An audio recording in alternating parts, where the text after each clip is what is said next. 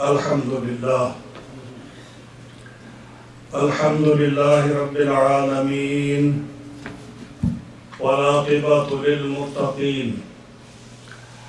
والصلاة والسلام على سيد الأنبياء والمرسلين محمد وعلى آله وصحبه أجمعين. أما بعد، فأعوذ بالله من الشيطان الرجيم. بسم الله الرحمن الرحيم.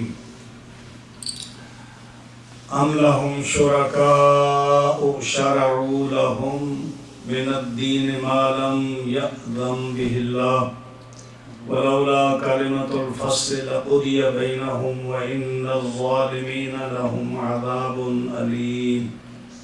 ترى الظالمين مشفقين مما كسبوا وهو واقع بهم والذين آمنوا وعملوا الصالحات في روضات الجنات لهم ما يشاءون عند ربهم ذلك هو الفضل الكبير.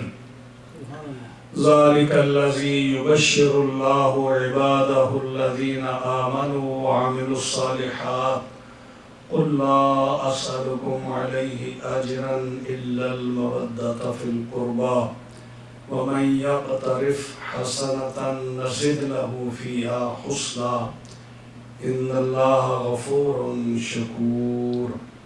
صدق الله مولانا العظيم وبلغنا رسوله النبي الكريم الأمين ونحن على ذلك لمن الشاهدين والشاكرين والحمد لله رب العالمين. مولا صل وسلم دائما ابدا على حبيبك خير الخلق كلهم فإن من جودك الدنيا وذرتها ومن علومك علم اللوح والقلم يا أكرم الخلق ما لي من ألوذ به سواك عند حلول حادث الأمم. دع من دعتهم نصارى في نبيهم واحكم بما شئت مدحا فيه واحتكم ومبلغ العلم فيه أنه بشر وأنه خير خلق الله كلهم. جاءت لدعوته الأشجار ساجدة تمشي إليه على ساق بلا كذب. يا رب بالمصطفى بلغ مقاصدنا واغفر لنا ما مضى يا واسع الكرم. فاغفر لناشدها واغفر لقارئها سألتك الخير يا ذا الجود والكرم.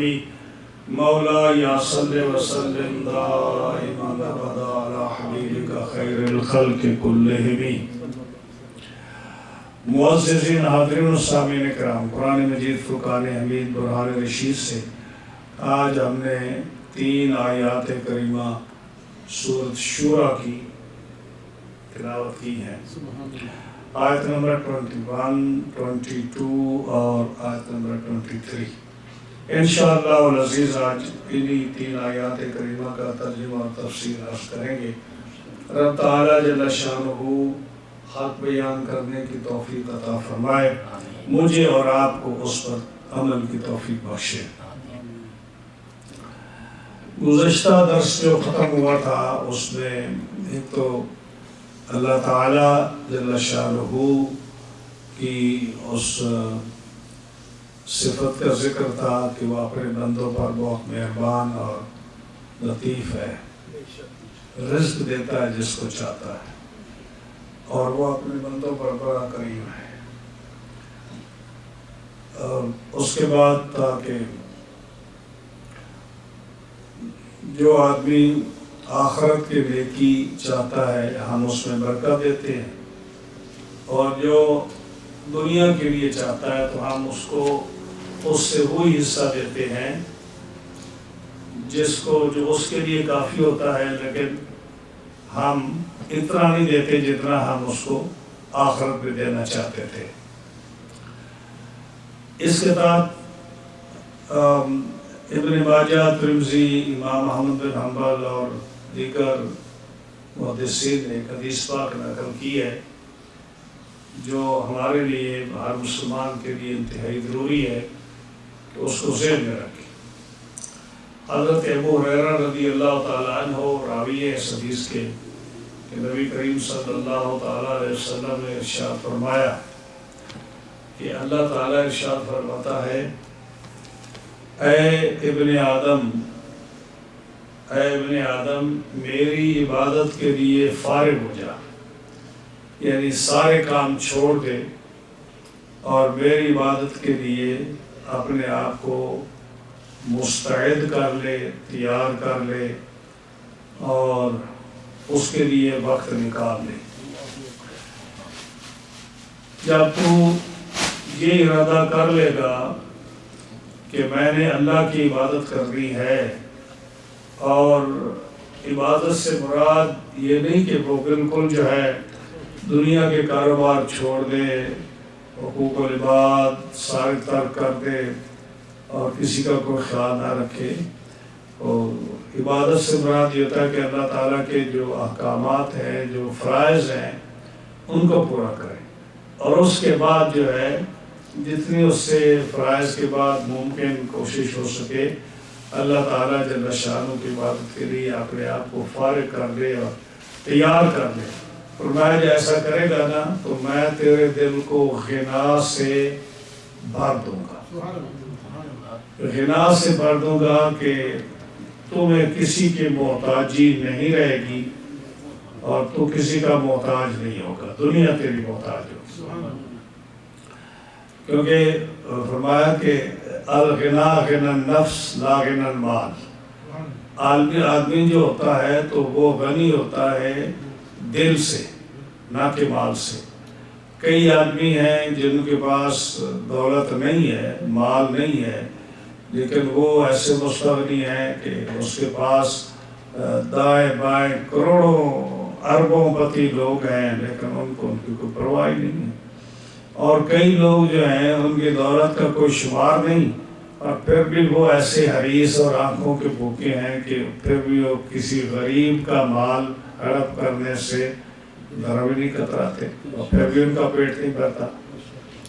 یعنی آپ لوگوں کے سامنے دنیا داروں کی ایسی مثالیں موجود ہوں گی جن کے پاس اتنی دولت ہے کہ ان کو اپنی دولت کے حساب کتاب اور شمار کا علم نہیں، اور ہر آدمی کو پتا ہے کہ یہ جو ہے ہر قسم کی دولت جو ہے وہ اس کو ہضم ہو جاتی ہے، یعنی کوئی بھی اس کا محاسبے میں خرابی نہیں ہے۔ کسی قسم کی دولت آ جائے، حرام کی آ جائے، حلال کی آ جائے، ڈاکے کا پیسہ آ جائے، رشوت کا پیسہ آ جائے، کوئی بھی آ جائے، کہتا کہ حل میں مزید، حل میں مزید، حل میں مزید، اور آنے دو، اور آنے دو، اور آنے دو۔ ان کا ہاضمہ اتنا مضبوط ہوتا ہے، لیکن کبھی ان کا پیٹ نہیں بھرتا۔ کبھی یہ نہیں کہتے کہ یہ اب تو بہت ہو گیا ہے، ہماری نسلوں کے لیے بڑا ہو گیا ہے، اتنا اکٹھا کر لیا ہے، اب تو کسی غریب کی جان چھوڑ دو، اس کو دے دو، کچھ نہیں۔ لیکن کچھ لوگ ایسے بھی ہیں جن کے پاس صبح کا ہے، شام کا نہیں ہے، لیکن اللہ نے ان کو ایسا غنی فرمایا ہے، ان کو ایسی استغنا عطا فرمائی ہے اس کو کہ ان کو کسی دولت کا لالچ نہیں۔ فرمایا کہ تم اے ابن آدم تم اپنے آپ کو میری عبادت کے لیے تیار کر لو، میں تیرے دل کو غنا سے بھر دوں گا اور تو غنی ہو جائے گا، تیرا دل غنی ہو جائے گا۔ اور اگر ایسا ہی نہیں کرے گا تو پھر میں تیرے دل کو ایسی مشغولیات، ایسے فضول کاموں سے تیرے دل کو بھروں گا کہ جو تیرے فقر کو دور نہیں کر سکیں گی۔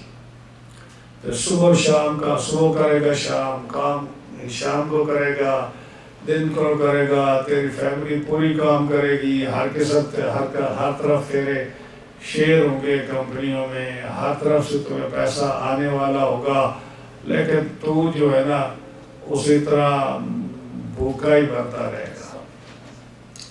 اور پھر ایسے کام تمہیں فضول پڑ جائیں گے کہ تو ادھر سے آئے گا تو ادھر چلا جائے گا، ادھر سے آئے گا تو ادھر چلا جائے گا، تیرے کام ختم نہیں ہوں گے، نہ تمہیں نماز کا وقت ملے گا، اور تو ترسے گا کہ یار مجھے نماز کا وقت نہیں مل رہا، کسی اور چیز کا وقت نہیں مل رہا۔ اس کے لیے تو نے اپنے دل کو رب تعالیٰ کے لیے فارغ کیا ہی نہیں ہے، تو رب تعالیٰ ایسے فضول کام تیرے اندر ڈال دے گا کہ تو وہی کرتا رہے گا، اور جو تیرے جس کا فائدہ تو کوئی نہیں ہوگا۔ تو اس لیے جو ہے ہر انسان کو جو ہے جو اللہ تعالیٰ جل شانہ کے احکامات ہیں، رسول اللہ صلی اللہ علیہ وسلم کے جو فرمان عالی ہیں، فرامین ہیں، ان پر توجہ دینی چاہیے، ان کو اولویت دینی چاہیے، اور اس کے بعد دنیاوی کاموں کو۔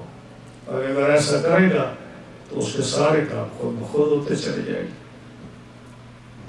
ہاں جی، تو یہی فرمایا کہ جو کھیتی آخرت کی چاہے گا ہم اس کے لیے اس میں برکت دیں گے، نزید له فی سے، اور جو دنیا کے نیکی چاہے گا ہم اس کو دیں گے، ضرور دنیا میں دیں گے، اور آخرت میں اس کا کوئی حصہ نہیں ہوگا۔ ما لہ فی الآخرۃ من خلاق، آخرت میں اس کا کوئی حصہ نہیں ہوگا۔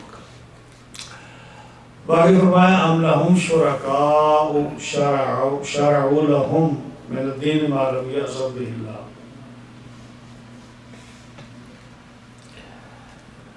ان لوگوں کے لیے کچھ ایسے شریک ہیں جنہوں نے ان کے لیے وہ دین نکال دیا ہے کہ اللہ نے جس کی اجازت نہیں دی۔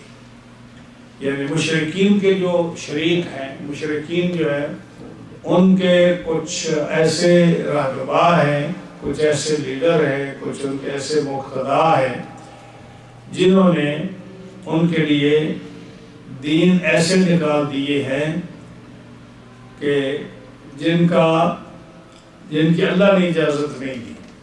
یہ جتنے بھی بے دین ہیں ان سب نے اپنے اپنے دین نکالے ہوئے ہیں، اور ان کو یہ کس نے بتایا ہے؟ شیطان نے گمراہ کر کے ان کو نئے نئے طریقے بتائے ہیں۔ اور جیسے مشرکین ہیں انہوں نے بت بنا لیے، کئی قسم کے بت بنا لیے، دل چاہا تو کسی کو ہاتھی کا سونڈ پہنا دیا، دل چاہا تو کسی کو انسان کی شکل بنا اس کے 8 ہاتھ بنا دیے، دل چاہا تو کسی کو جو ہے نا اس کا منہ کسی جانور یا درندے کی طرح بنا دیا، اور دل چاہا تو شکل انسان کے بنا کے اس کے پیچھے دم لگا دی۔ اب یہ نہ لکھنے میں آتا ہے نہ پڑھنے میں آتا۔ تو یہی فرمایا کہ ام لہم شرکاء، ایسے کچھ شریک ہیں، یعنی جو انہوں نے رب کے شریک بنائے ہوئے ہیں، جن کی عبادت کرتے ہیں یا جو ان کو گائیڈ کرتے ہیں، شرعوا لہم من الدین، ان کو دین کا نام دے کر ان کے لیے ایسے طریقے نکالتے ہیں ما لم یأذن بإذن اللہ، جن کو اللہ ما لم یأذن بہ اللہ، جن کی اللہ نے اجازت نہیں دی۔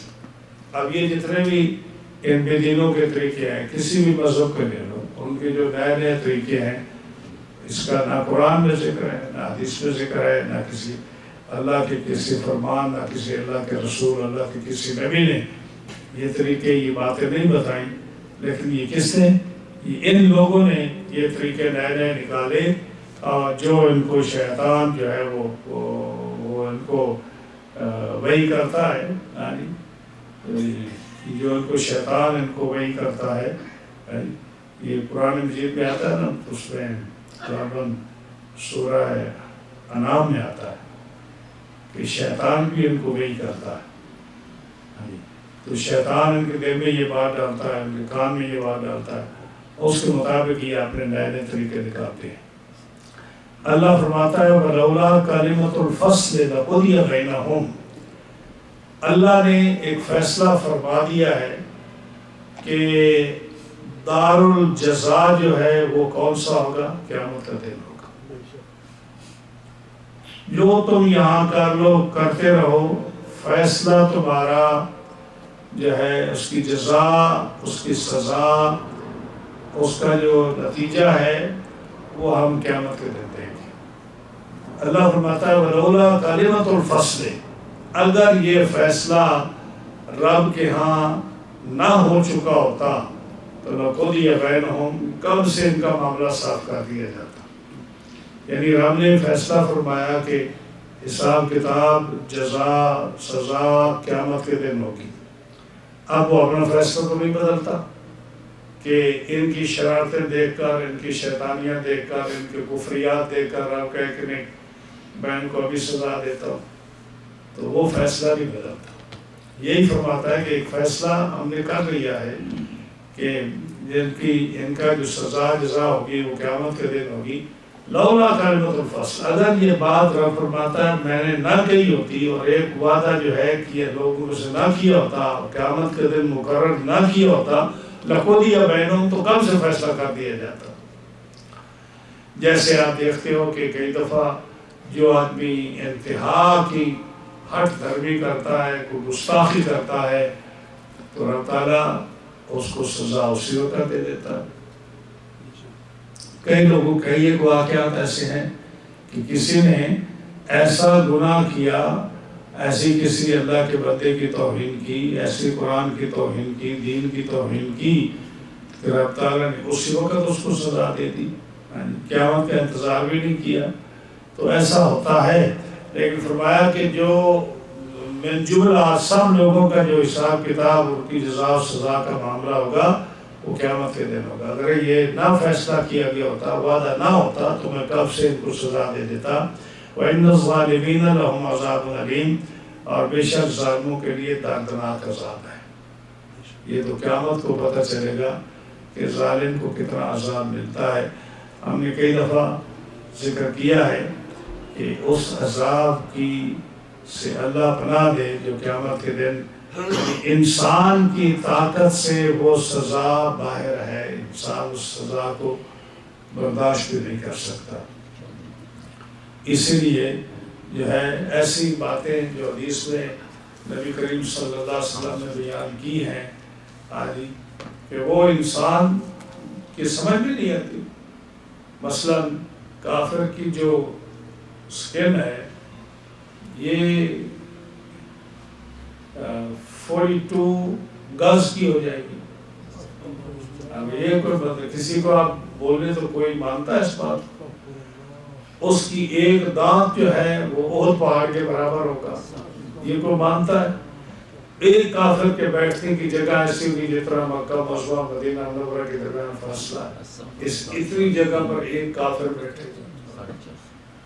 کوئی مانتا ہے کہ لوگ مذاق ہے، یہ کیسے ہو سکتا ہے کہ اتنا بڑا انسان بن جائے کہ اس کے 400 میل میں وہ آدمی بیٹھے؟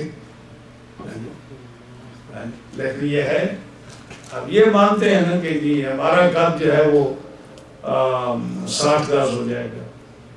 ابھی آپ کا 5 گز 5 فٹ میرا خیال ہے، 2 گز 5 فٹ آپ کا ہے، تو 60 ہاتھ، یہ ہاتھ ہوتا ہے، یہ 60 ہاتھ آپ کا قد ہو جائے گا۔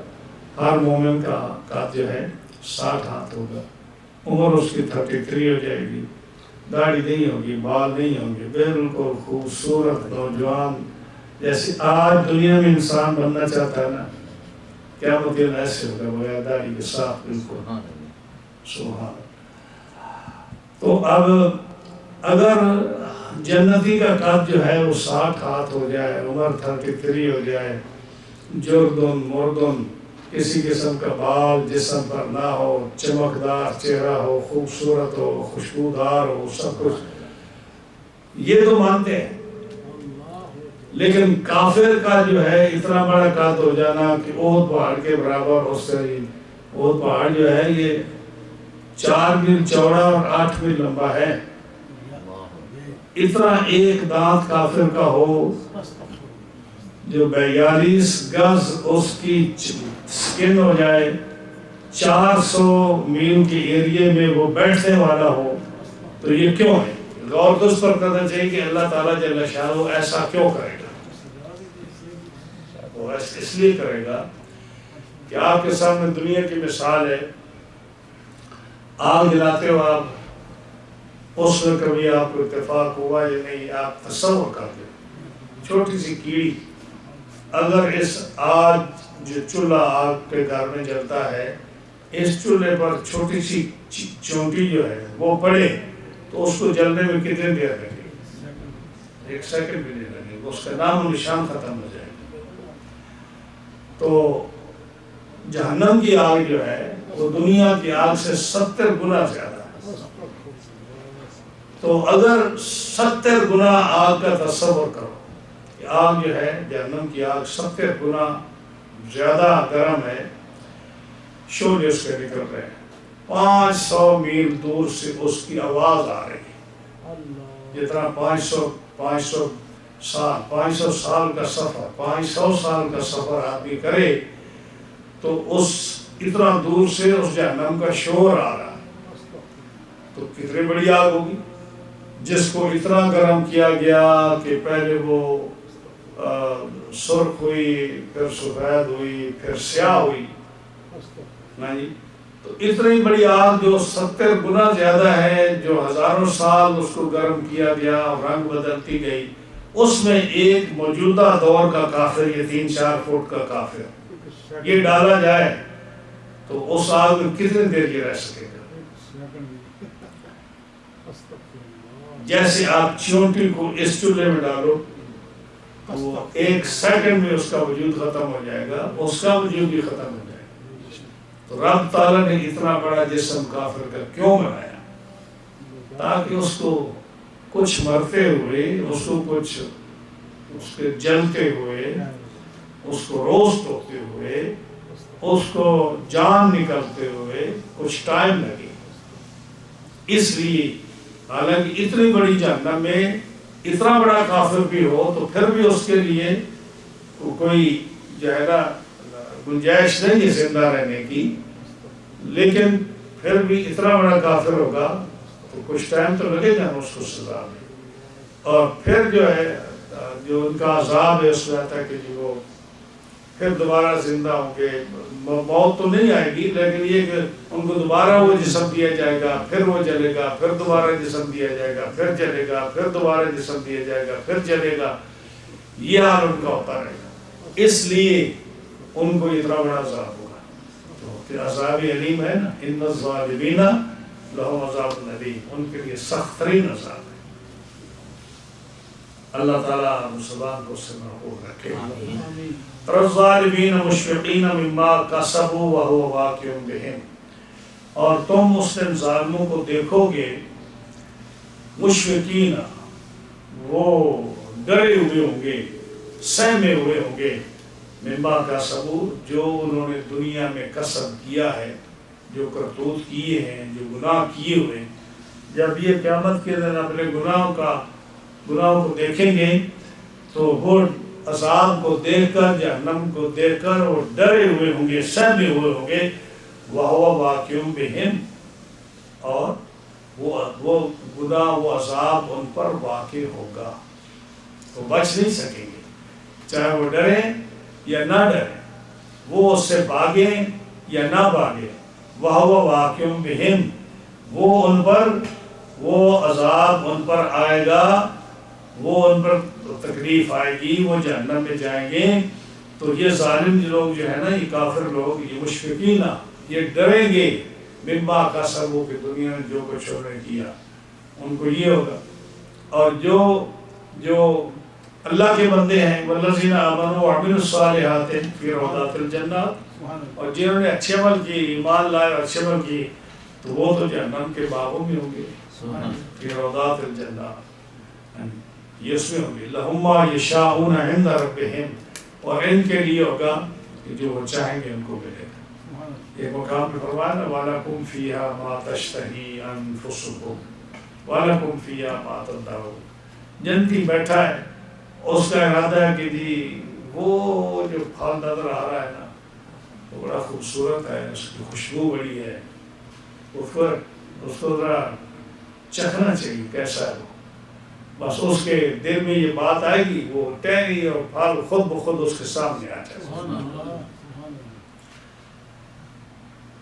پرندہ ہے، اس کا گوشت اس کو لذیذ ہے، کہتا ہے کہ اس کا جو ہے نا یہ روسٹ ہوا میرے سامنے آ جائے، اس کو تو کھا کر دیکھے کیسا ہے، تو وہ روسٹ شدہ اس کے سامنے آ جائے گا۔ جو ہی وہ پھل کھائے گا یا فروٹ کھائے گا یا اس کا جو گوشت ہے وہ اس کا روسٹ ہوا بنا ہوا وہ کھائے گا، تو اس کے کھاتے ہی اسی طرح کا پھل، اسی طرح کا پرندہ پھر وہاں موجود ہوگا۔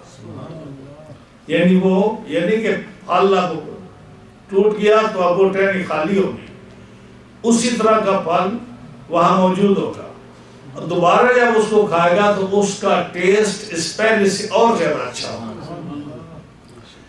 جو پرندہ اس نے گوشت کھایا ہے اس کا ٹیسٹ، اور جب دوسرا کھائے گا اسی طرح کا اس کا ٹیسٹ اس سے مختلف ہوگا، بہت خوبصورت ہوگا۔ یہ فرمایا نا کہ جنت کی نعمتیں ایسی ہیں کہ کسی کان نے ان کو آج تک سنا نہیں، کسی آنکھ نے ایسی چیز کو دیکھا نہیں، کسی دل نے اس کو سوچا نہیں کہ وہ کیسا ہوگا۔ یہ اللہ کی نعمتیں ہیں، رب تعالیٰ نے جو اپنے بندوں کے لیے رکھی ہیں۔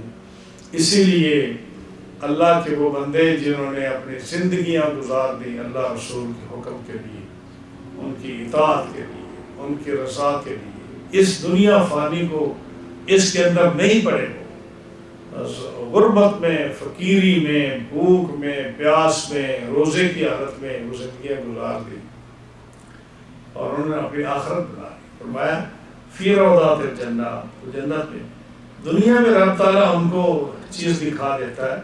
ابو نعیم نے اپنی کتاب جو حلیۃ الاولیاء ہے اس میں ایک واقعہ لکھا، مجھے ذہن میں آ گیا۔ حضرت ام ایمن رضی اللہ تعالی عنہا، ام ایمن کا نام سنا؟ ام ایمن کون تھی بڑا؟ حضرت ام ایمن حضرت عبداللہ جو حضور کے والد تھے ان کی لونڈی تھی۔ عرب میں یہ لونڈیاں غلام ہوتے تھے نا، تو باپ کا جیسے ترکہ، ماں مکان، باغ جو ہے اولاد کی طرف جاتا ہے، تو حضرت عبداللہ کی ایک لونڈی تھی جس کا نام تھا، اس کا اصل نام تھا برکہ، یاد رکھیے اصل نام کیا تھا؟ برکہ، اور اس کا جو اس کی کنیت تھی ام ایمن تھی، تو ام ایمن کے نام سے بھی ہے، مشہور حدیث میں آتا ہے، اور برکہ نام بھی آتا ہے۔ تو کبھی بھی آپ سنیں برکہ یا ام ایمن تو دو عورتیں نہیں ہیں، ایک ہی عورت ہے جس کا نام ام ایمن، کنیت ان کی ہے، نام ان کا برکہ ہے، اور یہ جو تھی نا افریقن عورت تھی، مطلب سیاہ رنگ کی، حضرت عبداللہ کی لونڈی تھی۔ جب رسول اللہ صلی اللہ علیہ وسلم کی والدہ، جب حضور کے والد گرامی کا وصال شریف ہو گیا تو پھر ظاہر ہے کہ وہ لونڈی حضرت عبداللہ کی جو تھی، آپ سے کی فیملی کی وہ لونڈی ہو گئی، ان کا مال تھا۔ جب حضرت سیدہ آمنہ رضی اللہ تعالیٰ عنہا جو ہے مدینہ منورہ گئیں، اپنے خاوند کی قبر کی زیارت کے لیے گئی، اور واپسی پر آپ کو پتا ہے کہ ابواء شریف میں وہ بیمار ہوئی اور ان کا وصال ہو گیا۔ تو یہ جو ساتھ کون تھی؟ یہ ام ایمن ساتھ تھی، ام ایمن ساتھ تھی۔ اور حضور صلی اللہ علیہ وسلم جب مدینہ منورہ میں گئے چھوٹی عمر میں، تو آپ فرماتے ہیں کہ جو محلہ ہے نا مسجد نبوی شریف کے ساتھ بنی نجار کا قبیلہ، اس میں آپ چھوٹے سے حوض میں تیرتے تھے، یعنی پانی میں جیسے بچے کھیلتے ہیں آپ اس میں تیرتے تھے۔ فرماتا جب میں تیرتا تھا تو ام ایمن چونکہ وہ لونڈی تھی آپ کی، تو وہ آپ کی حفاظت باز کرتی تھی آپ کو، تو وہ سارے واقعات فرماتے ہیں مجھے سارے یاد ہیں۔ تو جب واپس آئے تو اس میں جو ہے ابواء شریف میں جب حضرت آمنہ کا وصال ہو گیا تو ان کو پھر مکہ معظمہ میں حضرت ام ایمن لے کے آئی تھی۔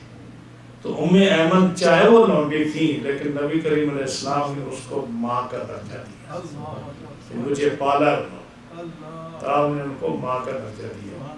پھر ان ام ایمن کا نکاح نبی کریم صلی اللہ علیہ وسلم نے حضرت زید سے کیا، جو زید جو حضرت زید بن حارثہ جن کا نام ہے، جو غلاموں میں سب سے پہلے ایمان لائے، اور جن کو جو حضرت خدیجہ کے غلام تھے، اور جب حضور کا نکاح حضرت خدیجہ سے ہوا تو حضرت خدیجہ نے وہ زید جو ہے نا حضور کو دے دی کہ یہ میرا غلام نہیں، یہ آپ کا غلام ہے۔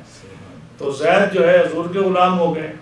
ام ایمن جو ہے آپ کے والد کی لونڈی تھی، تو نبی کریم علیہ السلام ام ایمن کو درجہ دیتے تھے ماں کا، اور زید کو اپنے بیٹے کا درجہ دیتے تھے۔ اور ان کے بیٹے اسامہ جو تھے، اسامہ بن زید، پھر ان کے ساتھ وہی برتاؤ ہوتا تھا جو حسن حسین کے ساتھ. ایک گھٹنے پر حسن بیٹھتے تھے، حسین بیٹھتے تھے، دوسرے پر اسامہ بیٹھتے تھے. تو ام ایمن کی بات چل رہی تھی نا، آپ اتنا ان کا ادب احترام فرماتے. جب وہ ہجرت کر کے مکہ معظمہ سے مدینہ منورہ گئی تو محدث ابو نعیم لکھتے ہیں کہ وہ روزے کی حالت میں تھی. رمضان شریف کا مہینہ ہوگا تو روزے کی حالت میں تھی. تو روزے کی حالت میں اور حجاز کی گرمی، اور اس وقت کوئی سواری نہیں، کوئی انتظام نہیں، اکیلی سفر کر رہی ہیں اور کوئی ساتھ نہیں.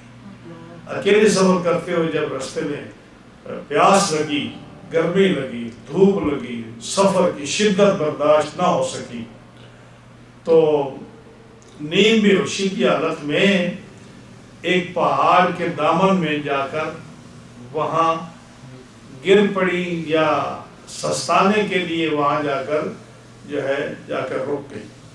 اب ایمان اتنا مضبوط تھا کہ روزہ تو افطار نہیں کر سکتی.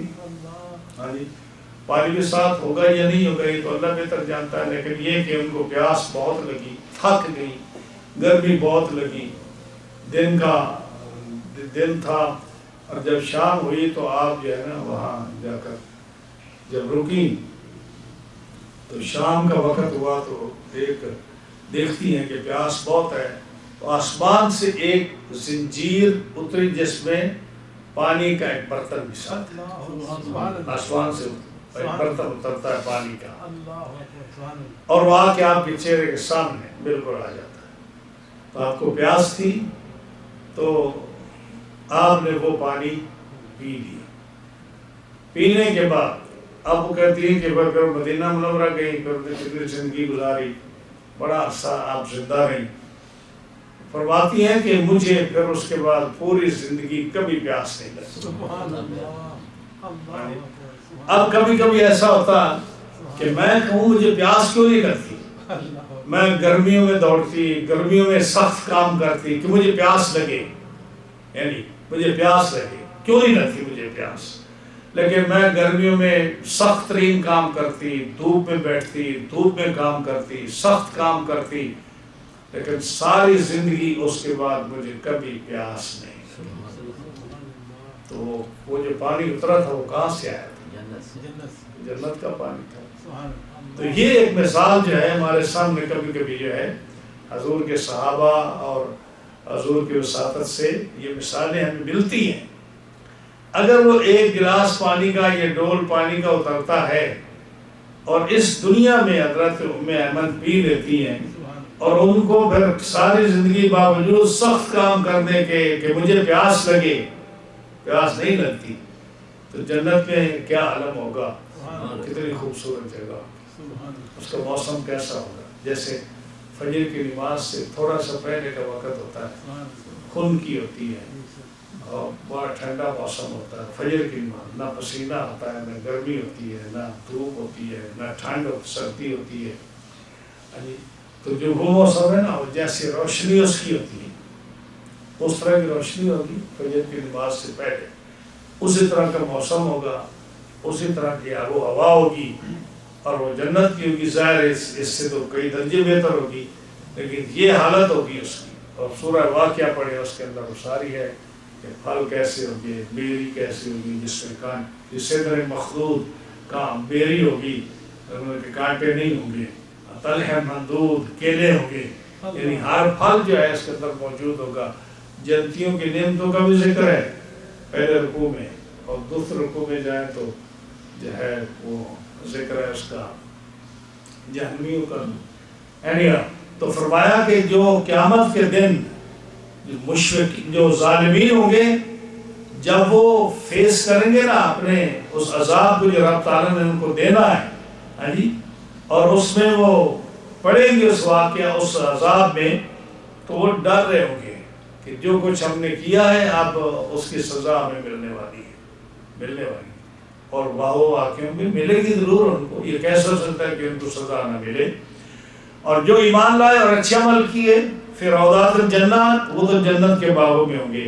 ان کے لیے وَلَكُمْ فِيهَا مَا تَشْتَهِي أَنفُسُكُمْ لَهُمْ مَا يَشَاءُونَ عِندَ رَبِّهِمْ، جو چاہیں گے اپنے رب سے ان کو اپنے رب کے پاس سے ملے گا۔ اب یہ جو ہے، یہ جو نعمتوں والوں کو جو نعمتیں مل رہی ہیں، جو وہ چاہتے ہیں ان کو ملتا ہے، اب یہ ان کے نیک اعمال کی جزا ہے، یعنی انہوں نے نیک عمل کی اس لیے رب ان کو نعمتیں دے رہا ہے؟ فرمایا نہیں، ذالک هو الفضل الکبیر، یہ کوئی نہ سمجھے کہ یہ ہماری ان محنتوں کا نتیجہ ہے، یہ اللہ کا فضل ہے، اللہ کا فضل۔ ذہن میں تو آتا ہے نہیں جی اللہ کا فضل ہے تو کافروں کو کیوں نہیں دیتا، ان کو عذاب دیتا ہے، مومنوں کو جو ہے نعمتیں دیتا ہے، اور پھر کہتا ہے یہ میرا فضل ہے۔ رسول اللہ صلی اللہ علیہ وسلم سے صحابہ نے پوچھا، جب آپ نے کہا نا کہ میرے رب میرے فضل سے مجھے نعمتیں دے گا، تو صحابہ نے پوچھا کیا آپ بھی اللہ کی فضل سے کہتے ہیں کہ بھی آپ اپنے اللہ اپنے فضل سے دے گا؟ فرمایا ہاں، میں بھی اپنے رب کے فضل کا امیدوار ہوں۔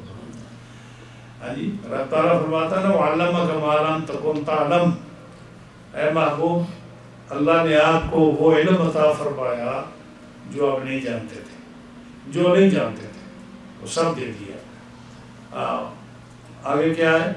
وَكَانَ فَضْلُ اللَّهِ عَلَيْكَ عَظِيمًا، اور یہ اللہ کا فضل ہے آپ کے اوپر، یعنی رب نے جو آپ کو علم دیا یہ حضور کا اپنا کمال نہیں، یہ کیا ہے؟ اللہ کا فضل ہے، آپ پر یہ اللہ کا فضل ہے۔ کان فضل اللہ علیک عظیما۔ تو نبی، اللہ تعالیٰ کسی نبی کو کوئی نعمت عطا فرماتا ہے، اس کو شان عطا فرماتا ہے، قیامت کے دن مومن کو اس کا اجر عطا فرمائے گا۔ رب تعالیٰ قیامت کے دن جو ہے کسی بھی مومن کو اس کی جزا دے گا اس کے نیک اعمال کی، اور اس کے بدلے میں جنت کی نعمتیں عطا فرمائے گا۔ جو بھی نعمت عطا فرمائے گا یہ کوئی نہ سمجھے کہ اس کے اعمال کے بدلے میں اس کو ملے گی اس کو ہی جو مومن ہوگا، لیکن ہوگا کیا؟ اللہ کا فضل و کرم ہوگا۔ آج جتنی نعمتیں ہمارے پاس ہیں، آپ کہتے ہیں کہ جی ہمیں جو رب تعالیٰ نے 2 آنکھیں دی ہیں، اتنا خوبصورت چہرہ دیا ہے، کھانے کے لیے منہ دیا ہے، دانت دیے ہیں، اتنا اس نے صحت عطا فرمائی ہے، ہاتھ دیے ہیں، پیر دیے ہیں، تو ہم یہ سمجھیں کہ جی یہ تو جو ہے نا کیونکہ ہم انسان کی اولاد ہیں تو انسان ایسے ہی پیدا ہوتا ہے، اس کے دانت ہوتے ہیں، منہ ہوتا ہے، ناک ہوتی ہے، آنکھیں ہوتی ہیں، دماغ ہوتا ہے، عقل ہوتا ہے، پیر ہوتے ہیں، چلتا ہے پھرتا ہے، سمجھ ہوتی ہے، دانائی ہوتی ہے، سب کچھ ہوتا ہے۔ تو اس نے اس ہمارے اس دماغی بات کو، اس تجربے کو غلط ثابت کرنے کے لیے اس نے کچھ ایسے انسان بھی پیدا کیے ہیں جن کا دماغ ہی نہیں ہے، جن کو پیدا کیا ان کے ہاتھ ہی نہیں ہیں، ہاتھ چھوٹے ہیں، کسی کی 1 آنکھ ہے، 2 آنکھیں ہی نہیں، اور کسی کی 3 آنکھیں ہیں، ایسے بھی بچے پیدا ہو رہے ہیں جن کی 3 آنکھیں ہیں، جن کی 1 آنکھ ہے۔ کچھ وہ ہیں جن کے جو ہے نا جو ہے پیدا ہوتے ہی ان کے اندر ایسی بیماریاں پیدا فرما دی ہیں کہ وہ اب نارمل ہمیشہ ساری زندگی ایسے رہتے ہیں کہ یہ بات دیکھنے میں نہیں آتی۔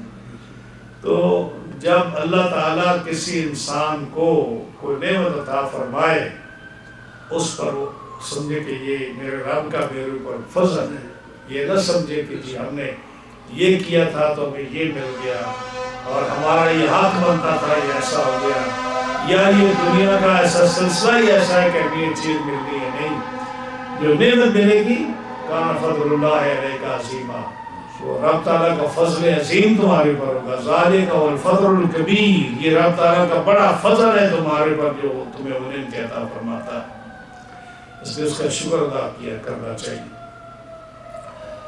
ذالک الذی یبشر اللہ عبادہ الذین آمنوا وعملوا الصالحات، یہ ہے وہ بات کہ اللہ تعالیٰ قیامت کے دن اپنے بندوں کو اپنے فضل سے نعمت عطا فرمائے گا۔ فرمایا کہ یہ جو ہے نا یہ وہ خوشخبری، یہ بات ہے جس کی اللہ خوشخبری دیتا ہے اپنے بندوں کو، کیوں؟ جو ایمان لائے اور اچھے عمل کیے ان کو اللہ خوشخبری دیتا ہے۔ کون سی خوشخبری دیتا ہے؟ کہ جنت میں میرا تمہارے پر فضل عظیم ہوگا، تو تم دنیا میں اچھے عمل کرو، میری بات مانو، جب تم میری بات مانو گے اس پر عمل کرو گے، میرے قرآن اور میرے محبوب کی حدیث پر عمل کرو گی تو پھر ہم تمہارے پر اور زیادہ فضل کریں گے. ہاں جی، اور زیادہ. جیسے فرمایا نا کہ من کان یرید حرث الآخرۃ نزد لہ فی حرثہ، کہ جو آخرت کی کھیتی کا سوچتا ہے ہم اس کو آخرت کی کھیتی میں برکت دیں گے. اگلے سے آیت میں آ رہا ہے وَمَن يَقْتَرِفْ حَسَنَةً، جی جو نیک کام کرے گا ہم اس کی نیکی میں اور زیادہ برکت دے دیں گے. تو یہ ساری چیزیں کیا بتاتی ہیں کہ اللہ کے حکم کے مطابق، اس کے فرمان کے مطابق تم سنت اللہ جو جاری ہے اس کے مطابق تم کام کرو، حضور کے فرمان کو مانو، تو ہم اپنی نعمتوں میں اور زیادہ برکت تمہارے لیے کر دیں گے. قُلْ لَا، فرمایا محبوب آپ فرما دو میں تم سے نہیں مانگتا کوئی بھی اجرت جو ہے، جو میں نے تمہیں واعظ و نصیحت کیا، تبلیغ کی، إِلَّا الْمَوَدَّةَ فِي الْقُرْبَى، مگر میں چاہتا ہوں کہ میرے جو قریبی لوگ ہیں نا، جن سے میرا رشتہ ہے، قریبی ہیں میرے، ان کی محبت میں چاہتا ہوں. وَمَن يَقْتَرِفْ حَسَنَةً نَزِدْ لَهُ فِيهَا حُسْنًا، اور جو نیک کام کرے ہم اس کے لیے اس میں اور خوبی بڑھا دیں گے. ان اللہ غفور شکور، بے شک اللہ بخشنے والا، قدر فرمانے والا ہے. یہ آیت کریمہ جو ہے نا، لا اسألکم علیہ اجرا الا المودۃ فی القربى، یہ پوری دنیا میں یہ لوگ ہیں یہ بہت پڑھتے ہیں. اس میں چونکہ اہل بیت اطہار کا ذکر ہے، حضور کے قریبیوں کا ذکر ہے، لوگ اس کو بہت پڑھتے ہیں.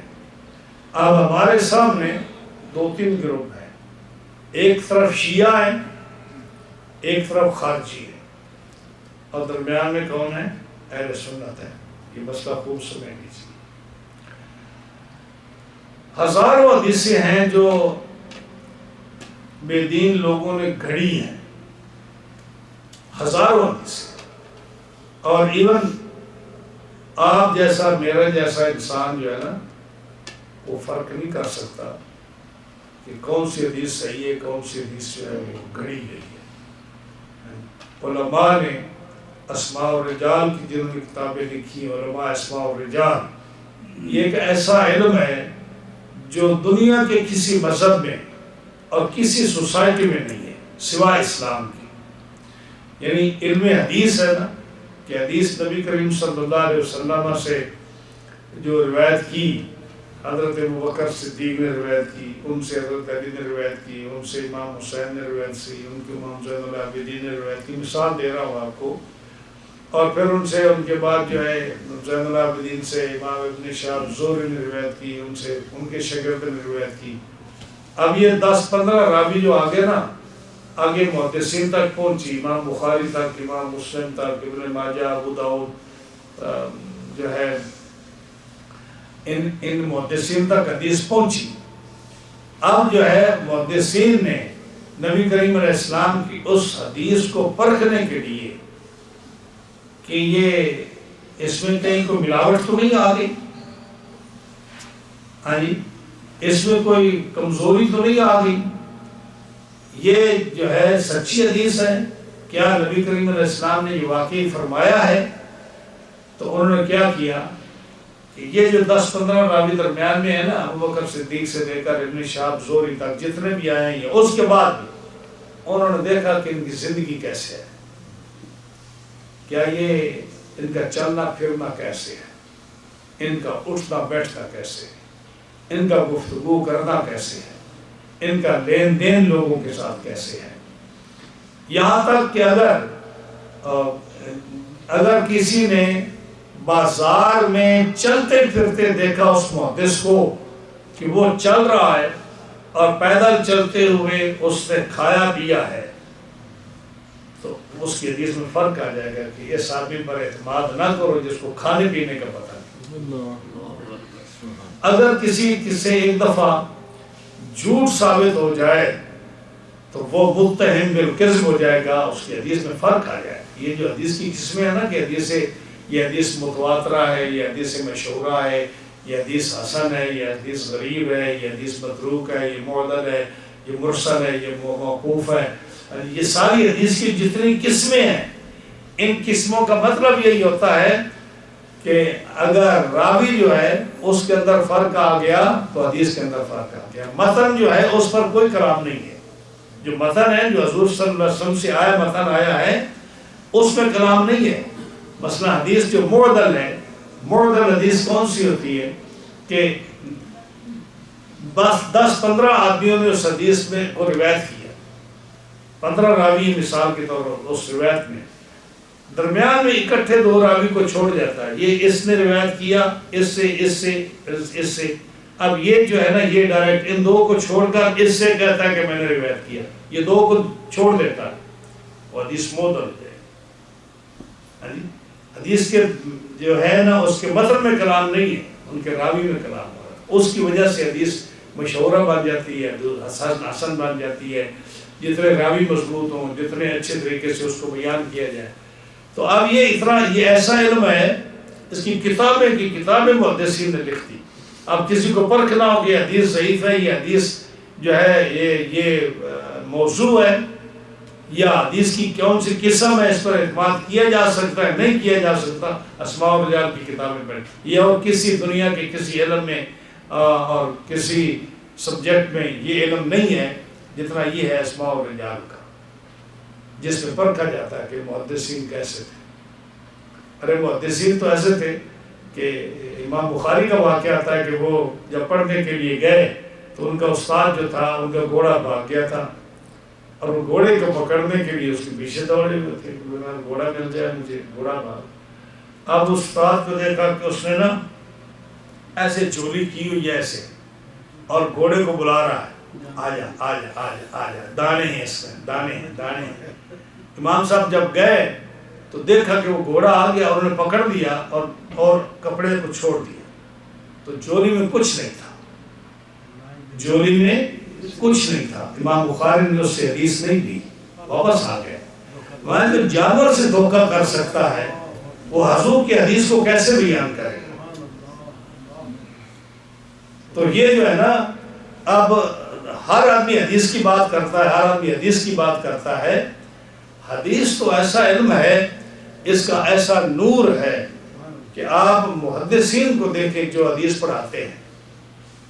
حضرت محدث اعظم رحمۃ اللہ علیہ ہمارے جو پیر و مرشد تھے، صاحبزادہ صاحب کے نانا جی تھے، ان کے بارے میں تو مشہور ہے نا کہ ڈی سی آ گیا ہے، وزیر آ گیا ہے. کئی آتے تھے اس دور میں وزیر کی بڑی ویلیو ہوتی تھی کہ وزیر آیا، گورنر آیا، ڈی سی آیا، پورے ضلع کا مالک ہوتا تھا. وہ آ کر بیٹھا رہے، 2 گھنٹے بیٹھا، 4 گھنٹے بیٹھا ہے، آپ نے اس کی طرف دیکھا ہی نہیں. کیوں؟ کہ آپ سرکار کی حدیث پڑھا رہے ہیں. حدیث سے فارغ ہوں گے تو پھر کسی سے بات ہوگی. جب تک حدیث پڑھا رہے ہیں کوئی آ جائے سرکار کی حدیث سے پڑھ کر تو نہیں.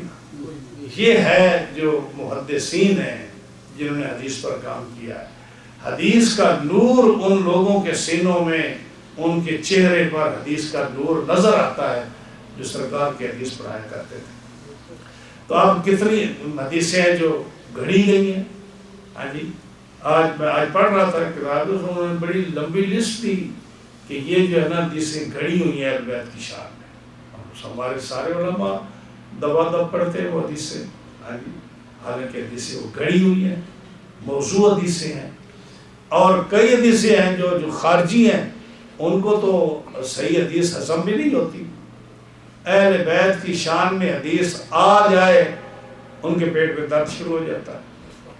ہاں جی، ان کی طبیعت خراب ہونی شروع ہو جاتی ہے. تو ایک طرف خارجی ہیں اور ایک طرف رافضی ہیں. ہاں جی، یہ اہل بیت کی شان میں حدیثیں گھڑتے جائیں گے، صحابہ کی توہین میں حدیثیں گھڑیں گے. وہ خارجی جو ہیں وہ اہل بیت کے نقص میں حدیثیں بیان کریں گے ان کے خلاف، اور صحابہ کی شان میں حدیثیں بیان کرتے جائیں گے. اور آپ ہمارا تجربہ ہم نے دیکھا کہ بسا اوقات صحابہ کی شان میں کوئی حدیث آ جائے اس پر کوئی کلام نہیں ہے، یعنی کوئی ضعیف نہیں ہے، کوئی کمزوری اس میں نہیں ہے، کسی قسم کا وہم نہیں ہے. لیکن نبی کریم علیہ السلام کی کسی شان میں کوئی حدیث بیان کر دے اور یہ حدیث کہاں آتی ہے، یہ حدیث ضعیف ہے، اس کا راوی کمزور ہے. یہ کہاں آتی ہے؟ لیکن چندے والی حدیث کوئی مولوی یہ نہیں کہے گا کہ یہ ضعیف ہے. کبھی سنا آپ نے کہ چندہ دینے والی حدیث ضعیف ہے؟ اگر نہیں میرے خیال ہے تو آپ ذرا خیال کر لیں، جب مسجد کا چندہ ہو رہا ہو، مدرسے کا چندہ ہو رہا ہو، حافظ کا چندہ ہو رہا ہو، کسی مولوی صاحب کی خدمت کے لیے چندہ ہو رہا ہو، کسی اور سلسلے کا چندہ ہو رہا ہو، کوئی آپ کبھی نہیں سنیں گے کہ کوئی کہے جی یہ حدیث ضعیف ہے. دیکھ لیں، تجربہ کر لیں. لیکن اکثر جھگڑا کیا ہوگا؟ اور نبی کریم علیہ السلام کے علم کے بارے میں. یہ تو حدیث قرآن کے مقابلے میں آ گئی، قرآن میں یہ کہہ رہا ہے، حدیث یہ کہہ رہی. حضور صلی اللہ علیہ وسلم کے فضائل میں یہ حدیث یہ کہہ رہی ہے، تم اس کو حدیث کہاں سے لائے ہو؟ تم اہل بیت کی شان میں شیعہ جو ہیں وہ سنتے جائیں گے، وہ کہتے ہیں کہ بالکل ٹھیک ہے، اور خارجی جو ہے وہ کہتے ہیں کہ یہ حدیث کہاں سے آ گئی. حالانکہ بے شمار حدیث اہل بیت کی شان میں جو نبی کریم علیہ السلام نے فرمائی. حضرت زید بن ارقم رضی اللہ تعالیٰ نے بیان فرمایا، زید بن ارقم جب حضور صلی اللہ علیہ وسلم نے حج کیا نا، آپ نے ایک ہی حج کیا ہے جس کا حجۃ الوداع کہتے ہیں، ایک ہی حج فرمایا. حج کے بعد جب آپ واپس آئے تو جو ہے جہاں وہ تالاب آتا ہے جس کو غدیر خم کہتے ہیں، جب وہاں پہنچے تو وہاں وہ ایک چوک ہے، ایسا جیسے چوک ہوتے ہیں نا کہ دو سڑکیں ادھر جا رہی ہیں، دو ادھر جا رہی ہیں، دو ادھر جا رہی ہیں، دو ادھر جا رہی ہیں. تو وہاں تک سارے صحابہ اکٹھے آئے. وہاں سے کوئی جو ہے وہ اپنے شہر کی طرف جا رہا ہے، دوسرا اپنے شہر کی طرف جا رہا ہے، دوسرا گروہ اپنے شہر کی طرف جا رہا ہے، کچھ مدینہ پاک کی طرف جا رہے ہیں، کچھ سیریا کی طرف جا رہے ہیں. وہ جگہ ایسی تھی جہاں جب لوگوں نے اپنے اپنے گھروں کو جانا تھا. وہاں نبی کریم علیہ السلام نے خطبہ دیا. آپ نے حضرت علی کا آتا سے پڑھا، اور مشہور حدیث ہے، آپ نے سنا ہوگا. آپ نے فرمایا لوگوں اپنی پہلے تعریف فرمائی ہے کہ میں کون ہوں. پھر علی کا ہاتھ پکڑا اور کہا من کنت مولا ہو فعلی المولا، جس کا میں مولا ہوں اس کا علی مولا ہے. جس کا میں مولا ہوں، من کنت مولا ہو فعلی المولا ہو. یہ بے شمار بہت سارے صحابہ ہیں جنہوں سے یہ حدیث مروی ہے، من کنت مولا ہو فعلی المولا. اور وہ حدیث زید بن ارقم سے مروی ہے اور بڑی مشہور حدیث ہے. پھر اس میں آپ نے یہ بھی فرمایا کہ لوگوں یہ ان سے محبت، مومن ان سے محبت کرے گا اور منافق ان سے بغض رکھے گا. مومن ان سے محبت کرے گا، منافق ان سے بغض رکھے گا. اور پھر ایک اور حدیث اس میں فرمایا گیا علی تیرے بارے میں دو گروہ ہلاک ہو جائے گے. محب مفرطن، ایک وہ جو حد سے زیادہ محبت کرے گا، مبغض مفرطن، اور جو حد سے زیادہ بغض کرے گا اس سے. اب دیکھو حد سے زیادہ محبت یعنی آپ کا وہ مقام نہیں جو آپ کو دیں گے. آپ سنتے ہو کہ ہم علی کی عبادت کرتے ہیں، صاف کہتے ہیں لوگ کیا کہ ہم علی کی عبادت کرتے ہیں. کتنا کفریہ کرنا ہے. آدمی اسلام سے خارج ہو جاتا ہے، یعنی علی خدا ہے. صاف آج اس دور میں لوگ کہہ رہے ہیں، لوگ سنتے ہیں اور کوئی ان کو منع نہیں کرتا. ان کا حالانکہ ان کا عقیدہ اگر ان سب کا عقیدہ ہے تو سارے اسلام سے خارج ہیں. علی علی علی خدا ہے، ہم علی کی عبادت کرتے ہیں. تو یہ محب مفرطن ہے کہ جو مقام علی کو معصوم ماننا، سارے نبیوں سے افضل سمجھنا، یہ کفریہ بات ہے. اور مبغض مفرطن، دوسرا گروہ ہے وہ علی سے بغض کرتا ہے. وہ آپ کی شجاعت کا، آپ کے علم کا قائل نہیں ہے، وہ آپ کے اس مقام کا قائل نہیں ہے جو رسول اللہ صلی اللہ علیہ وسلم نے اور اللہ تعالیٰ نے آپ کو دیا حضرت علی کو. تو اس نے فرمایا کہ دو گروہ ہلاک ہو جائیں گے، زیادہ محبت کرنے والا اور زیادہ بغض رکھنے والا. اسی لیے الحمدللہ اہل سنت و جماعت جو ہے نا، ان کو رب تعالیٰ نے یہ نعمت بخشی ہے کہ ان کا اہل بیت اطہار کے بارے میں، امام حسن حسین کے بارے میں، سیدہ خاتون جنت کے بارے میں، علی المرتضیٰ کے بارے میں، نبی کریم علیہ السلام کے بارے میں، اور جو بھی اہل بیت اطہار ہیں ان کے بارے میں خوبصورت عقیدہ ہے جو بین بین ہے. نہ اس میں افراط ہے نہ اس میں تفریط ہے۔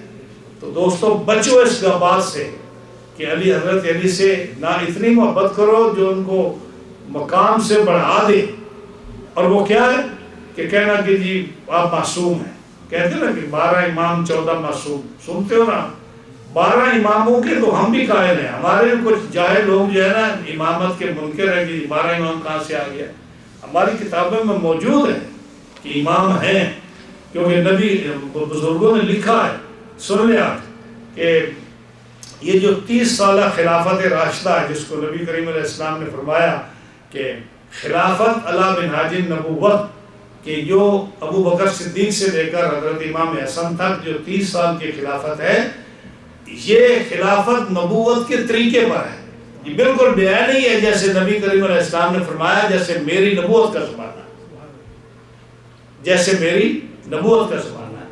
اس کی میں مثال دیتا ہوں آپ کو۔ ایک تو آپ نے حدیث فرمائی نا، آپ تراویح کی جماعت جو کرتے ہیں، کیا رسول اللہ صلی اللہ علیہ وسلم نے اس کا حکم دیا یا آپ نے جماعت کرائی؟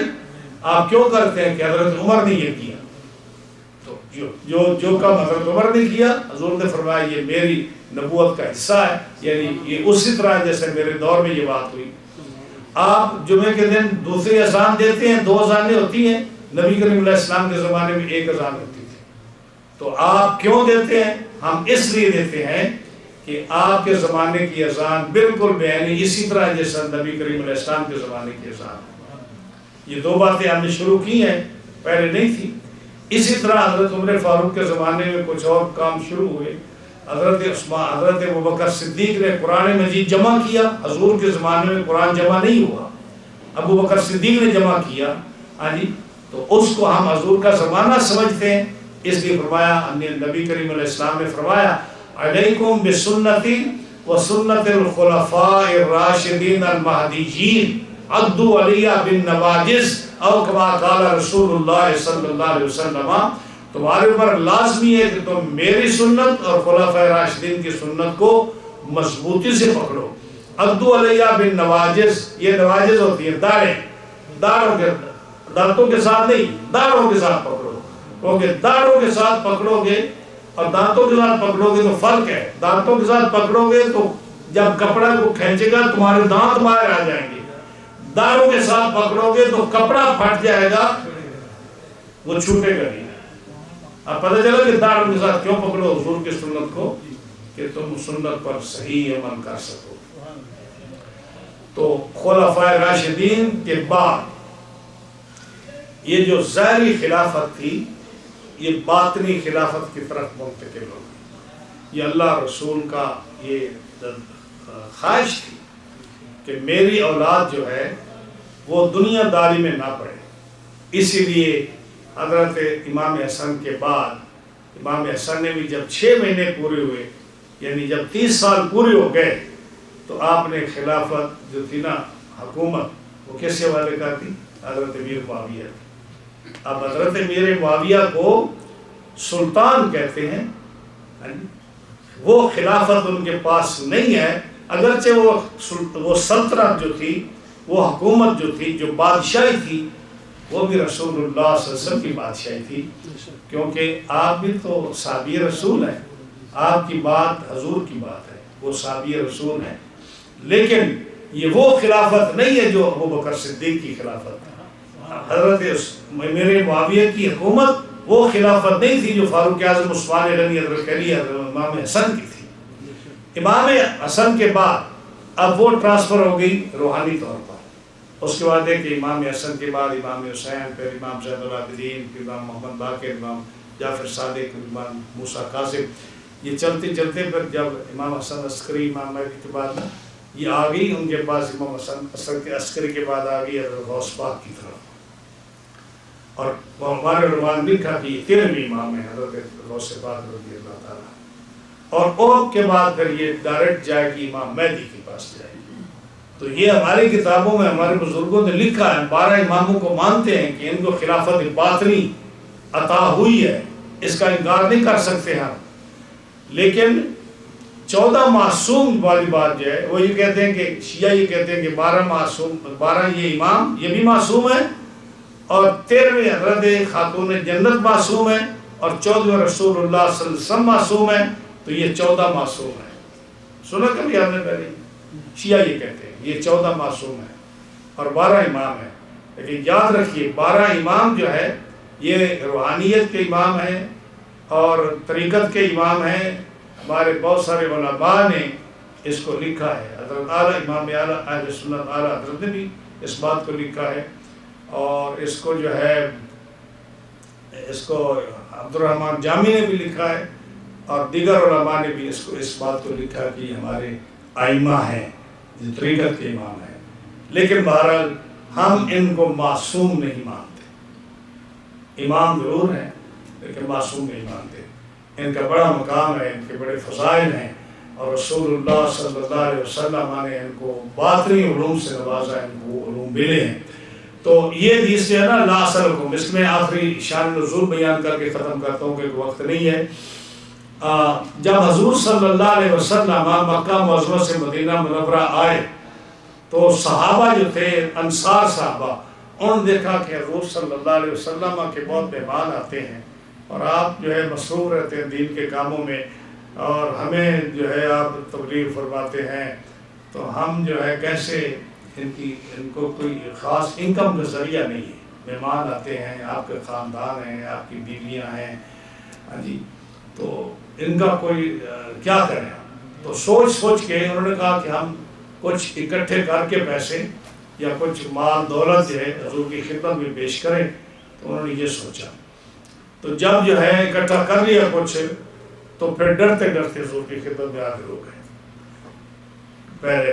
پہلے کبھی ایسا نہیں ہوا بات کرنے یا رسول اللہ صلی اللہ علیہ وسلم آپ کی وجہ سے اللہ نے ہمارے پر بڑا کرم فرمایا کہ ہم جو تھے گمراہ تھے, رب تعالیٰ نے آپ کی وجہ سے ہمیں ہدایت عطا فرمائی, ہم آپ کے صحابہ بن گئے, ہمیں اللہ کا راستے کا پتہ چلا, دین کا پتہ چلا, توحید ایسے باندھی. ہم دیکھتے ہیں یا رسول اللہ صلی اللہ علیہ وسلم آپ کوئی کام نہیں کرتے, آپ کا کوئی بزنس نہیں ہے, کاروبار نہیں ہے, تو آپ جو ہے مہربانی فرما کر ہم کچھ آپ کی خدمت میں پیش کرنا چاہتے ہیں, آپ اس کو قبول فرمائیں. تو ہم آپ کو جو ہے نا یہ کچھ خدمت کرنا چاہتے ہیں, آپ قبول فرمائیے اس کو. نبی کریم صلی اللہ علیہ وسلم نے جو ہے آپ نے ان کی بات سنی تو آپ نے فرمایا کہ مجھے جو ہے نا اس کی ضرورت نہیں ہے. آپ نے پسند نہیں فرمایا. آپ فرمایا کہ تم ان ساری باتوں کا کرنا چاہتے ہو تو پھر کیا کرو, میرے جو قریبی ہیں نا ان سے محبت کرو. میرے الا المودۃ فی القربى, میرے قریبیوں سے محبت کرو. اب یہ جملہ بڑا امپورٹنٹ ہے کہ فرمایا میرے قربا سے محبت کرو. اب اس قربا میں جو ہے نا لوگوں کو بڑا اختلاف کہ کون قربا کون ہے, قریبی کون ہے. تو جو ہے نا بہت سارے لوگ تو اس طرح گئے کہ قربا سے مراد جیسے امام جلال الدین سیوطی نے لکھا ہوا, ہمارے بھی امام عالم ہیں, کہ پوچھا من قرابتوں کا یا رسول اللہ صلی اللہ علیہ وسلم ہؤلاء الذین وجبت علینا مودتہم. صحابہ نے پوچھا کہ وہ کون لوگ ہیں جن کی مودت اور محبت ہمارے اوپر لازمی اور فرض ہے. تو نبی کریم علیہ السلام نے جو ہے فرمایا کہ وہ فاطمہ ہیں, علی ہیں اور ان کے 2 بیٹے ہیں.